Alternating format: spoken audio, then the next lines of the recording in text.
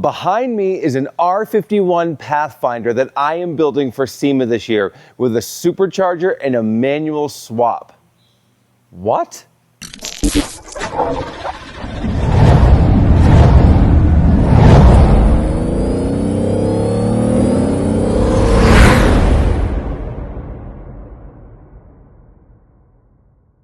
So here's an overview. Most of you saw the Xterra that I built for SEMA last year, where I took the front end off of a new Frontier and a VK from a Titan and all kinds of crazy stuff to build my interpretation of what a modern Xterra should be.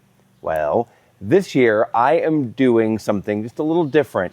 I am building a couple R51 Pathfinders to celebrate the 40th anniversary of the Pathfinder. It was introduced in '86 as an '87 model, and what better way to celebrate the Pathfinder than with some wild builds. Now this one is going to follow suit just like the Xterra, where it's going to get that Frontier front clip, it's going to get a Frontier interior just to modernize it a little bit, but this one's going to get just a little bit of a different style build than the Xterra. Let's talk about it. This build, which I'm basing off a 2008 4-liter V6 with 4-wheel drive, is going to be the platform for what I am calling the Trackfinder. Yes, a track-focused Pathfinder that is going to utilize a Z1 off-road supercharger. I'm going to be manual swapping this, and as you can see, there's some suspension and brake upgrades that we'll talk about now. So typically when you think about modifying a Nissan SUV or truck, you think about going off-road. You think about lift kits and how much ground clearance and things like that. I'm going quite the opposite. I'm actually utilizing the LOJ Conversions coilover system to actually drop this down. It's going to be a couple inches in the front, a few inches in the back, and that's going to help give this that track-focused stance that I'm going for. I am also upgrading the brakes front and rear, as this should have north of 400 horsepower, hopefully when we're done building it. But as you can see, Z1 off-road, I've got that big brake kit front and back with these drilled and slotted rotors and these bigger calipers, and that should give me the stopping power that I need.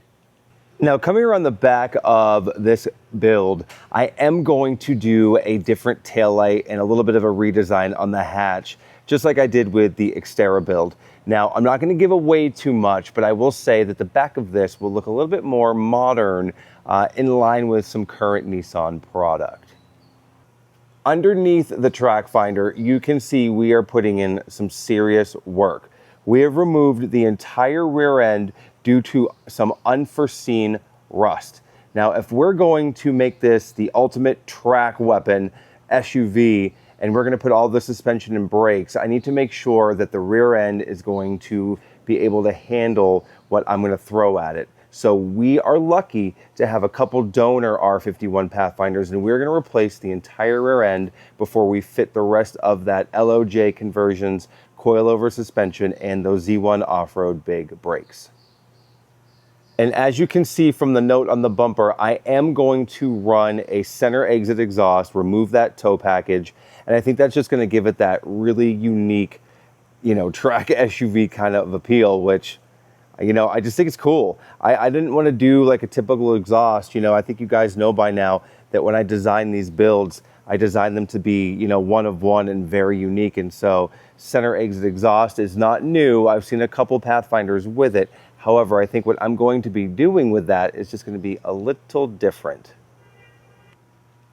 There are pallets and pallets of parts surrounding this build, and they are filled with 2022 plus Frontier body panels, interior pieces, seats, and I'll let you guys in on a little secret.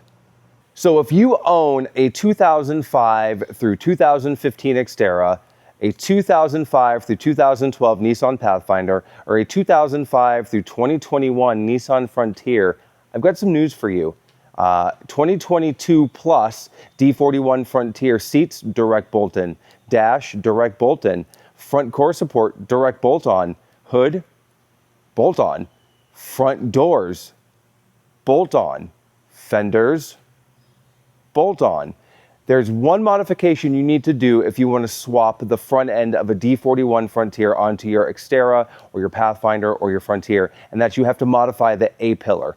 Also, if you do the front door swap, you kind of have to do some body work to that rear door to give that line and that D41 door some cohesiveness with that profile.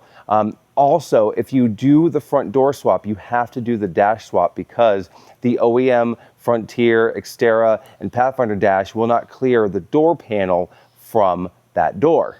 Another little tidbit of information is the center console from a D41 Frontier will fit OEM in an Xterra, a Frontier, or a Pathfinder with that dash assembly. So I want you to guys think of it like this.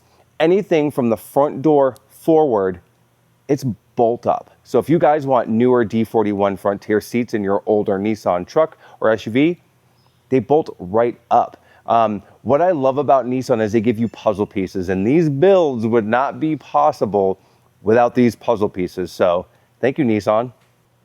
Now there's a ton of detail going into this build. It's not going to be just a simple front clip swap and interior swap. There's a lot of custom parts being developed for this build as well, because I really want to do something completely different and completely wild, because at this point, that's what I'm known for.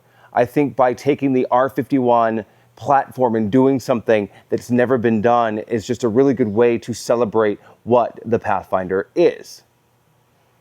And that's the Trackfinder build. I am super excited to get into this build and to show you guys the progress along the way. I will be posting many video updates, and I think in the comments below, it'd be kind of cool if you told me what you wanted to see, color, accessories, or even different ideas. The other thing I will tell you, there are two R51 Pathfinder builds, and the other one is quite different. That one is going up in suspension, and it has a VK56, so make sure you like and subscribe because you truly don't know what I'm going to build next.